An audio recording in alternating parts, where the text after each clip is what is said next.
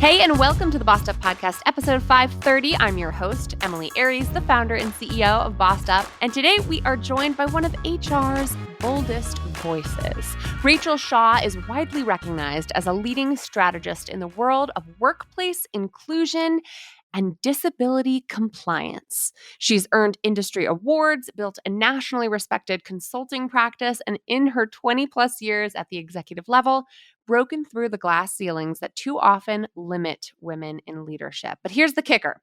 Rachel isn't simply an HR expert. She actually wrote the guidebook on how all of us can be better when it comes to disability inclusion. Her book, The Disabled Workforce: What the ADA Never Anticipated, pulls back the curtain on the law we thought we understood and gives managers, leaders, and inclusion advocates a practical people-first playbook for building culture while staying legally sound.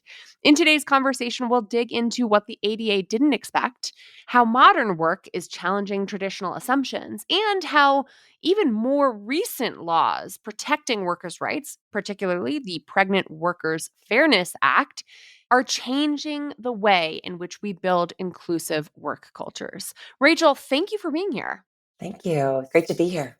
So tell us a little bit about how you became the author of The Disabled Workforce. Like, what led you to focusing on this topic? Yeah. My origin story is really that I was hired in to do this work. Like most people who get into HR, they gave it to the gal with no experience and absolutely no business doing disability compliance. And no one knew how to do it. And so I spent really the first 10 years of my career realizing that I was the least equipped person to help people who had a disability who needed an accommodation because I didn't have any training. And all I could get was attorneys telling me what not to do or you'll get sued, but no one telling me how. So I just started figuring it out and trying and failing and fixing and doing better. And then I was doing it as part of my job in HR. And then I had my daughter 19 years ago, almost 19 years ago. And I was approached by a consulting company that I had used for this work, and they were interested. And I started doing some consulting. And then, a couple years after that, started my own consulting business. And all I do now is focus on helping employees with disabilities and employers to do the work right so that we can ensure that disabled people have equal access to the workplace, whether permanently or temporarily disabled. I love it. That's amazing.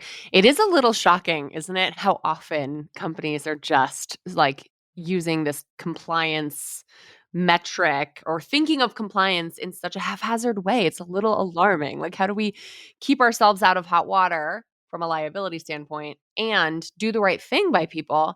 Seems like it would warrant some more care in how we approach it. And yet, this idea of sort of figuring it out as you go is not all that uncommon, is it? It's not. And I agree. And that's really what I do. I train and I help. There's a lot of really good people out there that want to do the work really well inside an organization, but they don't know how. And, the worst thing to do is to give someone who has a need for something like support and disability compliance, give them someone who is untrained and unpracticed, because learning on someone is not the best option. So we go in there to try to help increase their learning curve, right? You get in there, you teach them the right processes, protocols, but also teach them how to do it. I always say it's hearts and minds work, right? It's not just the compliance piece. It's not just the mind work. Although, sometimes you have to explain to people why you have to do it and why it's important. But you got to care. You got to care deeply about the work you're doing and why you're doing it and have an understanding of that as well. So, yep, it is unfortunate, but it's the niche I'm in to help people ramp up that lack of knowledge so they can do the work better. That's great. So many women listening to this podcast may be managers who want to do right by their team members, but like when a team member brings up anything related to health or disability, it's like, I'm not an expert. I'm not an HR compliance expert. And that can be really intimidating. Or we might have listeners tuning in who are like, yeah, I'm going to need a workforce accommodation, either temporarily or permanently. As one of our past guests on this topic has mentioned, like, disability is the one aspect of DE&I where every one of us, if we are lucky to live long enough, will become disabled at some point in some way. And so, regardless of sort of how you're coming at this, what are some of the things that we need to know as managers, as leaders who care deeply about doing right by people, about the implications of the ADA, the Americans with Disabilities Act? Like, what is it that, assuming your title of your book sort of alludes to, What is it that the ADA didn't really anticipate, the gap between its intent and today's realities of the workforce? Yeah. I think, when the ADA was written, it thought of people in wheelchairs, mobility issues, hearing and vision. And that is not what workplaces are struggling with. Now, not to say employers don't sometimes do a terrible job when someone needs a simple accommodation for one of those disabilities, but primarily we're focused in workplaces. As you said, if you live long enough, everyone's going to have a disability need, whether it's a good disability need, like a pregnancy disability, a happy one, or whether it's going through something difficult in your life. And, I think the two things that we need to be really aware of from an employer's perspective is, as a manager, number one, you got to have some sort of process, because if you're not having high volume of requests, you're not going to always know how to manage it. And that goes to our second issue. If you don't have good process, we really need to be aware. And I think your listeners we're much more self-aware, I think, than maybe the general management population. But you've got to be aware of your own biases and beliefs. And what often happens, someone who asks for an accommodation or is struggling medically, psychologically, medically, physically, someone who's coming in, the issue that we often see is that our brains do this thing, right? So if the person is beloved and valued and respected and a hard worker, our brain immediately goes to, how do I immediately help them? Or this is legit. And if that person has been a difficult employee, a challenging employee, maybe an employee that you didn't hire and you wish nobody else had either, our brain sometimes goes to not needed, not medically needed. They're abusing the system. They're lying. And even subconsciously, it starts to guide what we might do or make that person do in response. And so, the ADA didn't really equip managers if you're dealing with what can be sometimes overwhelming numbers of accommodations like leave. It didn't really equip us with thinking about things like neurodiversity and disability compliance. It also was written in a time when there wasn't a lot of women-based disabilities we were thinking of. So pregnancy wasn't really thought of. And so that's where we need a strong process, not complicated, not hard, but you got to have something that when someone has a need, you know what to do, that you're getting them to there. And then you also have to be very conscious. I'm sure your listeners aren't this way, but a lot of managers immediately, when they're asked for something, leave or a workplace accommodation, their brain immediately sort of goes to, no, that will be expensive. That's too hard, or they don't need it. And we need to be very careful not allowing our emotions, our beliefs, or biases to be guiding decision making. Totally. And it's so funny, right? Because there's been such pushback on all things DEI in recent years. But every conversation I've ever had about diversity, equity, and inclusion in the workplace is like, good process, good management process is the solution to bias, right? It doesn't even have to be malintent or being a good person. Like, that's not what we're talking about. Like, I'm not interested in being woke as a manager. I'm interested in there being processes that are designed with equity at their core. And so I think your process that you propose in the book, the interactive process, is a really straightforward playbook that you use this wonderful metaphor around the hallway. So tell us a little bit about the disability interactive process hallway. What are the steps? What does good look like? And what should frontline managers know about their role? Yeah. So there are three ways that an employer, whether you're a manager or the employer, knows they have to start an interactive process under the ADA. Number one, employee requests it verbally, right? No medical note. They just say, hey, I have something wrong. This hurts. Second is if the employer perceives that someone has a disability. So if an employer is saying, like, they're not meeting my performance, attendance, or safety standards, and the employer's like, something's going on medically, physically, psychologically, the employer actually triggers themselves to have to start a discussion. And the third is if someone brings in a medical note. So that's easy, right? If there's a medical note, we know. So if there's a request, perception, or a medical note, knowledge, the employer then is supposed to start what we call the hallway foyer, right? So it's an initial conversation. And what we recommend is most organizations have HR. So if you're not doing everything, for you and I, we do everything, right? But if you have like a separate HR office, managers really, their job is when they are triggered, when someone is verbalizing that something medically might be impacting them, or there's a belief that something medical is impacting, or they get a note. Best practice is that an organization should have someone in HR who sort of takes that issue and has what we call the initial conversation in the interactive process or the foyer. And that first conversation is, hey, did you mean when you said you were so stressed and that's why you missed deadlines? Did you mean to tell us that you have a disability in need of accommodation? Or are you just saying like life is really hard? Do you need an employee assistance program like referral, right? And so that first step is to make sure before you open up this legal compliance framework the whole way that you're in the right spot. And if you are, then the 4 steps are really about number one, getting good data. Because, and I'll give you an example. Employers often make accommodation decisions with terrible data. And look, if you're an organization where you say yes to everyone, you don't need more. Done. If you are an organization where someone asks to work remote and you say yes for an accommodation, if someone asks for a 410 schedule and you can say yes, you don't need more. It's the organizations where someone may be, people may be asking for accommodations or need of accommodations, and the organization wants to be able to say maybe, or is there an alternative to what you want? That's when you need the interactive process. So the first step is about getting good data. And door number one or step number one, because imagine, again, from a management perspective, let's say you have an employee they've asked to work remotely, which is as we have this, new world order of everyone needs to be in person buying, coffee at the corner coffee shop, right? It's important to our corporate culture, right? As we're bringing people back to the physical workplace, we are seeing more requests for remote work. And when someone asks for that, the employer has the ability to say, if you can say yes, say yes. But if you're not sure, then the employer will ask for data. What are the reasons? What are the functional limitations or work restrictions? This often comes up. It's a little easier to understand if it comes to things like someone has heavy lifting restrictions. So a custodian, no heavy lifting. Managers will often define heavy, and that often leads to a no, as opposed to, okay, pause. We're going to go to the healthcare provider and ask, what does that really mean? How many pounds can they lift with their right, their left, and both? And that can often get us to more yeses in more ways. So step number one is data. Step number two is really about communicating with this human as an equal partner in the process, listening, understanding, exploring accommodation options. Step three is holding an interactive process meeting and taking notes. And step four is implementing those decisions. So it's not a hard protocol, but it's one that aims to equalize the power differential that exists in workplaces between management and employees, equalizing it by allowing data and not the manager's beliefs, perceptions. And again, these are not bad people, but we come to the table often with our own beliefs and perceptions about disabilities. And, we think we know, we've seen it once. We watched a TV show about neurodiversity. We know about it. No, you don't.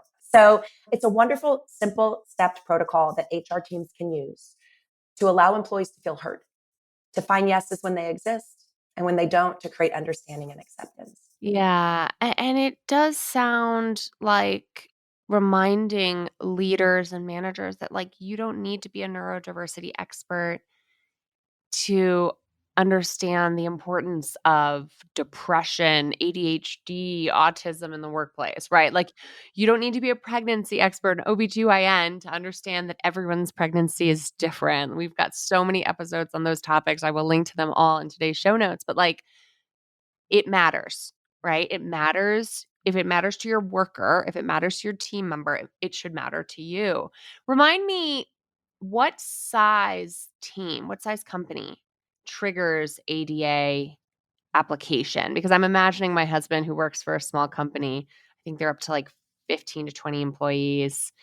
And he's like, by default, their HR consultant, which I'm like, this is a huge no. I got them actually to to get an HR consultant, because I'm like, you are out of your depth, my friend. Like, you need some support here.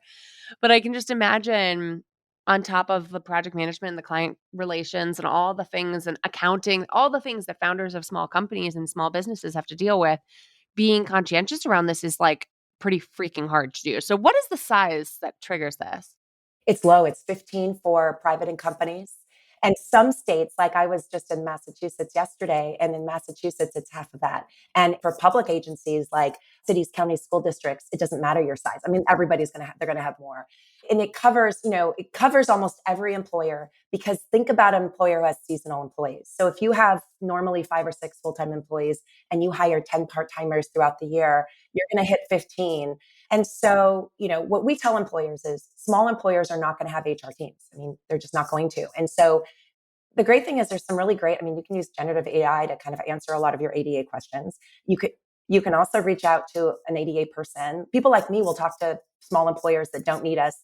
And sometimes you just need I have no way to process what I'm being asked because it's not always logical. I just need someone to tell me like what I need to do. But again, if you can say yes, say yes. If what they're asking for and you're understanding, you can always say, yes, let's try. If it doesn't work, if it impacts customer experience or productivity, then you can revisit. I always tell employers, don't worry about trying something. And if it doesn't work, then you have evidence of it didn't work. Yeah. That's interesting. Okay. And again, we're trying to also do the right thing, do right by people, because there's benefits to that for the employer, like ROI around engagement and culture and all of that, retention and all that good stuff. And we want to not get sued. Like it's probably in your best interest to try to find a way to provide what the ADA calls reasonable accommodations. And so, the definition of reasonable is very subjective. And I think it sort of challenges employers and leaders and managers who might have a particular vision for how their team should work, aka this like rise of return to office mandates is like, well, I want butts in seats. And it might challenge you to have to imagine different ways of getting things done if we can be accommodating. So, especially when it comes to those invisible disabilities, what do you see managers like struggling with here? And how can they go about developing empathy where they might not have it to begin with and like figuring out what reasonable really looks like?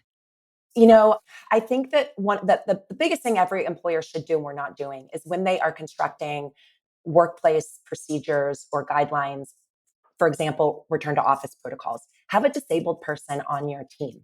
Have someone who has benefits from a remote work. Because I do think we're constructing even just the simple things like when we build kitchens and offices, where do they put the microwaves? If you can put an under, counter microwave, you're not having to accommodate someone who has maybe a wheelchair access need because so there is ways to build in flexibility. There's ways to build in options so that people with disabilities don't always have to ask for accommodations. But for the real world, because we are rarely doing that, we're not always including, a person with a disability at the table when decisions are made. But what they need to do is just realize, look, they're typically three types of people I meet. There's people that I cannot change their heart, so I'm going to change their mind through letting them understand their risk and the compliance. There's people that are all heart, and that's not always good as well, right? All they want to do is like, I don't care, I'll take on their work. That's not good as well because it impacts the work group. But I'm also looking at those people in the middle that just don't have understanding. They truly think that the same issue with DEI. DEI is not about lowering the standards. It's simply about making sure that all people have the same rules, that we have the equal opportunity to compete, right? And that's what disabled people don't get better workplaces. They're not asking for better. They're simply asking for unnecessary barriers to be removed so they can have equal access to I always say the benefits and burdens of employment, because let's be honest, employment has both. And so, I think there's this belief that disabled people are going to be less productive, be more expensive, their accommodation's going to cost a lot. And so what you have to do sometimes is just bring in that common sense, maybe a little bit of compliance, you have to, but let me show you, why this isn't going to impact. Sometimes I'll remind managers, forget about disability. You have different people you manage. And that, some of your staff, you have to be really soft and, you have to do the feedback sandwich. And other people are like, you're very direct with, right? It's the same thing with someone with a disability is you have to try to figure out like, how do I manage you to get the best out of you? It's strategic. It's not, and it's so if you have to accommodate someone, work around and manage, if it really doesn't impact ultimate performance, why not? Why is that somehow different than the way you manage Mary and Sally, maybe differently because one is very sensitive and one is like, just give it to me straight. So I try to help guide and coach, and we know that workforces that have disability and diversity in general, we know they're more profitable. We know that our workforce that's coming in, they want to see diversity across the field. And so to compete, you have to make sure you're representing the world, and that includes disability. Yeah. You touched on this, and I want to also dig into this a little bit. What is the reality around the cost of accommodations? Because I think a lot of managers are reticent to get to yeses because they presume, oh, this is going to really cost us a lot of money. Yeah. So in the United States, the average cost of an accommodation is $300 or less. In my work and my company, we support probably over 5,000 disabled people every year with their accommodation plan. Our average is much lower. We find most accommodations are $0 to $150. Per year? No, total. to get someone accommodated forever. Okay. Wow. Right? It's so inexpensive. And most accommodations are no money. There are things like additional breaks or flexible schedules, work from home. Oftentimes equipment already exists. You probably don't remember, but for those of us that have worked for a long time, we call the sit stand workstation kind of the treadmill of the 2020s, right? Like, some people love it. I love it. I have a treadmill. I have a sit stand station. I have a treadmill station. I love it. Most people don't love it. And so, you have equipment around the office and we can often repurpose it when someone decides it's not something that's useful. And so it's very low cost. There are some accommodations that are extremely expensive and they're going to have to do it. ASL interpreters. Get over it. You're going to provide ASL interpreting when it's needed and when there's not a technological option to support you. But outside of some of those, it's just very rare that in today's world, you're spending money on an accommodation. But you're being asked, I often say, employers are being asked to do something that's harder than opening their pocketbook. They're being asked to modify their preferences for how the employee shows up and performs work. And that's where we as humans have to really do some work. Like, why is this bothering me? Why am I not willing to do this? What is my concern about having someone flex their start time and work later? Like, what is the real issue as opposed to like, it's never been done that way, or I won't be here, And so it's actually harder to make someone change their preferred management style than to spend a couple $1,000s. Right. Which I think back to like how we teach our managers in our Level Up Leadership Accelerator. It's like outcome based metrics tracking. Like, how am I being very clear on my vision as a leader? What are we trying to accomplish, team? What are our benchmarks for knowing whether we're on track or not? And it's the managers who are not able to manage effectively, just frankly, like, well, and being a good manager and being a data driven or outcome oriented manager, who struggles because you're married to this process. Like, I want you in the office from 9 to 5. That process to me feels important because I can't define the outcome, that I haven't done the work to define the outcome. So to me, like, good equity and inclusion work around disabilities or otherwise is good management, right? It's like being able to articulate at the end of the day what matters to our customers, what matters to our team members. And that should not be too much to ask, quite frankly. No, I had a manager once. One of my favorite stories. I had a manager who really believed you couldn't manage unless you were managing, you're physically looking at that person, right? So, I call it manage by looking at the whites of their eyes. And this person had a legitimate disability, had gone home for COVID, had worked in person prior to COVID, went home for COVID, worked for 2 years remotely for COVID, did a great job, can do her entire job remotely. For the first time in her life, she had never worked from home. And she was struggling with a chronic, debilitating disability, taken high levels of medication, pain meds. She was exhausted by the weekend. She went home for 2 years and she told me COVID was the best thing that ever happened to me because for the first time in my life, I had energy left on the weekends for my family. I reduced my pain meds. I was able to go off some of my therapeutic care. She goes, for the first time in my life, I thought I'm going to live to the ripe old age of retirement. And so when they just arbitrarily decided, and I get it, I get why businesses have choices on what they prefer people do. But when they returned everyone to a hybrid 3-day a week, she, brought in a doctor's note and they fought her and they brought me in. And here's what I said. I told the manager, first and foremost, supervising someone is not an essential function in person. Like, you can't argue. If she can do her whole job, you have to figure out how to and she's not doing her job. There's tools you've got. If they're using like a team software, you can find out if you're worried she's not. No, I know she's doing her job. So what I said is, what do you want to be doing? And he goes, well, I want to just be able to walk in her office and be like, hey, I need something. I said, so you want to be able to like jump in her office, completely distract her, impact her productivity because interrupt her day because you want to be able to just like stream of consciousness. And so what we decided to do, knowing it was ridiculous because he wanted 24/7 access, is during her workday, she would have her Teams or Zoom link up all day except during her breaks. And in her office that she was not occupying, she would have her computer with her. So he could jump into her cubicle, she's home, and he could be like, hey, I need you. We did it for 1 week because he realized how ridiculous it was, how stupid it was. And it was one of those things where, she's always picking up the phone when he calls. He can Teams message her or whatever, instant message. But it was one of those things where we had to kind of get this manager, like, clearly didn't go to your level up training, but had to get this manager to realize that, what you're asking for is ridiculous and probably creating less work productivity because you're interrupting your staff because you just thought of something. Yeah, and just also impacting trust, right? Like, what is the message that's being sent there? And I get it. Like, people are freaking out about return to office, and managers and executives everywhere are grasping for power, right? In terms of like, how do we leverage power? Like, I think senior leaders really feel entitled in some ways to like the ability to just grab their employees whenever they want them. And so there is this like weird power shift that COVID in many ways brought about. And I'm wondering how things are going to play out here. So what the future, the wild world of AI and automation kind of impacts that power dynamic. You made me think of a question too that I wanted to ask from a slightly different perspective. We've talked a lot about the leaders who are listening.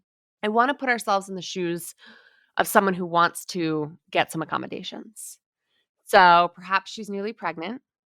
And we covered on this podcast before the Pregnant Workers Fairness Act, but I want to talk about it here again with you.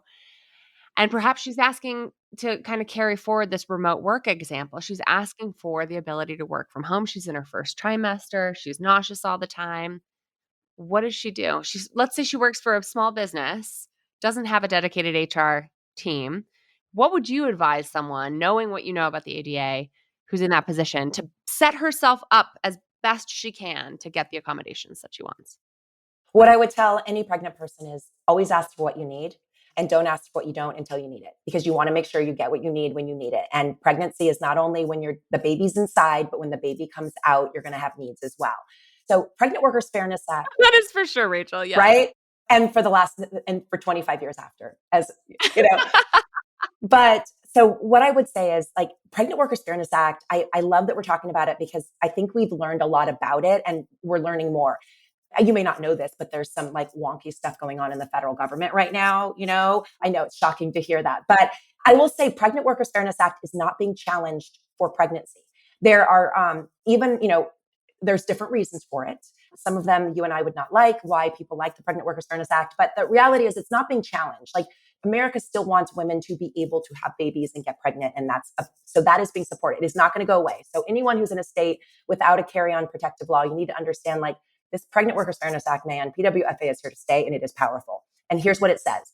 It says that for the entire pregnancy, a woman has the right to ask for light duty. Light duty means that she can ask for not only the permission to do her whole job remotely, if that's what she needs, but if let's say she has a physically demanding job.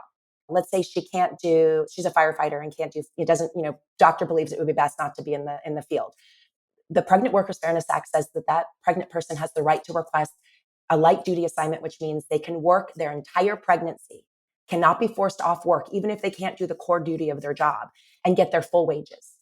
So that's super powerful because most people getting light duty, some agencies may be like, what's light duty? Light duty is very common when someone has a work injury. And so oftentimes people who get hurt at work will be placed on light duty, but so it's not just I can do my full job, but I need to do it remotely. But it's also for people who may have a component of their job they can't do anymore. The employer can't take them off work and place them on leave anymore. That's huge. So that all of that leave, and some states, all you have is 12 weeks of protected leave. And so they want to make sure that leave is protected for when the baby comes out of your body, right? And so you're talking like FMLA from a federal leave. Yes. Okay. Correct. And some states have I do a lot of work in California. They have, 7 months of protected leave post-baby, right? But not many states have that much time.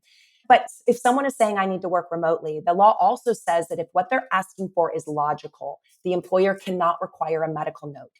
AKA they must believe the woman, right? Or the person who's pregnant. So now work from home, I will tell you most employers, if they don't like it, are going to ask for a note. Fine, get a note from your provider. And it would be even better if they want to stop themselves, if they work for an employer and they think the employer is not going to want them to work remotely full time during their pregnancy, my advice is don't just have your provider write work from home. Have them write, needs to stay close to their doctor, needs to not be sitting in a car and commuting because of bathroom breaks. Have them list the reasons or what are called the functional limitations, because employers have the right, if they get a note that says an accommodation like, work from home, hybrid, must work in this location, the employer has the right in that case to ask for more and just to stop the back and forth. But what I would also say is, is if someone is being denied and they know they shouldn't be, they should immediately get someone to advocate for them, whether it's a lawyer friend, whether it's, calling a consultant like me, one phone call, because employers don't know this stuff. Right, they don't. Well, because the PF or is it PWFA, right? Pregnant workers. It's so new. When did it implement? Last summer or the summer before or something? Yeah. Yeah. So July of 2023, and no one knew what it was about, and they're not paying attention. And we're getting cases off. We're starting to see it work out. But I mean, I train across the United States. Like I've been in 3 states in 3 days training on PWFA, and people look at me like, what do you mean I have to give them light duty? I'm like, it's literally written in the code. And that's really powerful because I know that a lot of your listeners are probably what I call, they work behind a desk, or they've got, a little bit more white collar jobs. But a lot of our folks are pregnant persons that are working frontline, who have to like retail, who have to Starbucks, whether it's coffee, whether it's retail, whether it's grocery stores, their employers have to let them work during their pregnancy as long as they can do a good portion of their job, but not all of it. And that is, I mean, that's huge. If they want to be on leave, take it. They can have the leave as well. And then post baby, I always tell pregnant folks, post baby, don't forget to know your rights. Not only do you have the right in most, for your FML, many states have bonding protections. Most employers provide additional unpaid job protected time if you ask, or if it's in your personnel rules. And some states have lactation support where you can ask, and there's no timeline on that. So if you need accommodations for lactation support, which, again, you do, whatever you want to do. But if you're someone who believes in that, you do need accommodations if your job doesn't have flexibility for that. Ask for it. Yeah, I'm still breastfeeding a year or 13 months postpartum right now, and you have rights, right? So rights to breaks, and it is a job, so it takes time and energy and effort and intentionality. It's a huge pain in the ass. There's a reason why most people aren't still doing this 13 months postpartum, but you can demand the accommodations from your employer. And the job protection piece is so key. You can't be let go. Don't let anyone manage you out postpartum because it's not working out. So a better balance too. I had someone from A Better Balance on the podcast we did about this. They've got a great free legal hotline too. But to your point, call an HR consultant like you, call a lawyer, call a free legal hotline through your state, call your Department of Labor, right? And they are there to help educate your employer if need be. You try first. I mean, I always say employers are not always ignorant on purpose. They just don't know. So try to educate. But I always tell anyone I'm working with that has a disability or a pregnancy accommodation need, don't be afraid, because you can resolve it so quickly if you come in strong. If you have a union, bring your union in, right? I hate that we need to sometimes do that, but sometimes simply showing someone, by having someone that comes in that makes them go like, oh crap, we'll make them call their attorney, and their attorney will be like, of course you got to do this. And then it's resolved. You're not spending 3 months fighting each other. It's resolved quickly. There's less emotion. It's actually better for an organization if you can help them learn quickly, even if it feels a little dramatic. We're often too nice. And being too nice doesn't always help you. So again, I'm always lovely, but you have to be strong and advocate. And that can actually be less detrimental to your relationship with your employer, because it isn't them messing up for 3 months and then having to fix it. And then there's been a lot of emotion. It's just a quick like, oh, I messed up. No big deal. Here you go. Totally. One of the biggest challenges I see with all of this is, and we did a whole series on disclosure, the risk of disclosure, especially around pregnancy in certain parts of our country right now, where like pregnancy is being tracked in some ways, or we have a lot of fears. As someone who dealt with recurrent miscarriage between my two children's births, it's like I stopped taking gigs. I stopped speaking and training in states where maternal access to abortion care was limited. And so if you're kind of living in fear of sharing your pregnancy, or especially in those early days because of your state's lack of rights or lack of bodily autonomy preserved in the law at the moment, how does someone listening weigh the need for accommodation and job protection with like fear of disclosure on something like that? I think it's really smart. And I will tell you, you should never disclose in an interview that you're pregnant or trying to get pregnant. You should never do it. And you have no obligation. You have no obligation to tell an employer when you're interviewing for a job, if you have a disability, even if you know you're going to need accommodation. As long as you believe you can do the job with reasonable accommodations, because I will tell you, you'll never, ever know whether or not they're going to take that into consideration. And my experience has been even really amazing people that I like very much are going to use that data and it's not going to come to a decision. So you have no obligation. It literally says in the law under ADA, you have no obligation to disclose. You just can't apply for a job you can't do. Like that would, if you're trying to entrap, but no one does that. If you are pregnant and you need accommodation, here's what I would recommend is if you are in a state where you are concerned about disclosing, because let's say you have a miscarriage and then there could be, who knows, someone might report you to whatever, right? And these are real fears. I thankfully don't live in that state, but I feel for all my sisters and my pregnant persons out there who may. What you want to do is consider whether or not you can ask for an accommodation for a disability that's related, but not disclosing. So for example, if you have morning sickness, you could have your doctor say, she has a gastrointestinal issue, or she has, we're working with a medical condition. You don't, in no state, even the states we're thinking might require this. There's no state in America that requires you to disclose a disability name. It's illegal. It's considered PHI, protected health information. So you would just disclose symptoms like needs to have breaks, needs to work remotely. If you get challenged and they don't give you the accommodation and you're forced to kind of go to the PWFA, because PWFA is so much more protective. It really is kind of a big shot in the arm for pregnant person, which is so great that it's there. Compared to the ADA. So you're Correct. saying if you can't get your accommodations via the ADA, the Americans with Disabilities Act, you have to sort of ratchet things up to the Pregnant Workers and Fairness Act then you're disclosing. Because once you ask for protections under PWFA guarantees you not only the opportunity to work with reasonable accommodations, meaning you're doing your full job, it also gives you the right to have light duty and some extraordinary accommodations. In PWFA, it literally mentions remote work. It's written in the code. It's a big deal. And it's because it's a post-COVID, right? And there's a lot of really good reasons. I mean, when they wrote it, they absolutely understood all they're trying to do is give pregnant persons the same rights that a lot of people with work injuries already have. And most people with work injuries working light duty are men. And so we're trying to equalize who's getting opportunities to work during their recovery. In this case, during their growing a human, right? For the betterment of America, of the world, right? Which apparently is a bipartisan desire to be pronatalist now in our federal code. So interesting to hear your take on all of this. And as a recently pregnant person and mom of two littles and workers' rights advocate, I just so appreciate how you've laid all of this out for us. For my listeners who are like, oh my gosh, I need more Rachel in my life. I need to read her book. I want to know everything this woman knows about all of this. Where can they get in touch?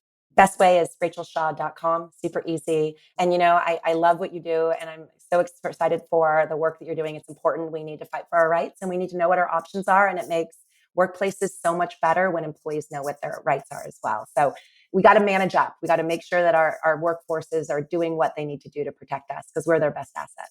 Amazing, Rachel. Thank you so much for being here. Thank you. It's great to be here.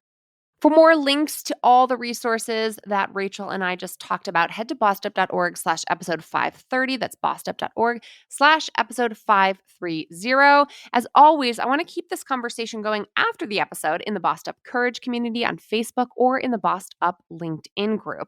I want to hear from you. How are these topics around requesting accommodations, navigating the ADA and the PWFA as managers and leaders, how are these landing with you? What's going on in your workplace, whether it's a big organization with a behemoth of a HR department or more of a small and scrappy DIY style startup?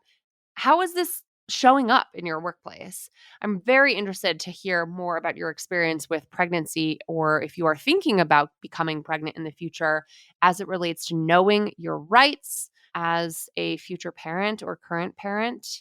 I mean, it's certainly top of mind for me as someone who is still on my breastfeeding journey, somewhat reluctantly at this point, 13 months postpartum. Knowing your rights in the workplace is a huge part of making sure that you get the accommodations that you need to be successful. To Rachel's point, to be a productive member of the team, right? Not because you're trying to get away with anything, but in fact, because you're trying to keep working. And we should make workplaces work for everyone, regardless of ability, status, at any point in our lives. Okay, let's keep the conversation going after the episode. And in the meantime, as always, let's keep lifting as we climb.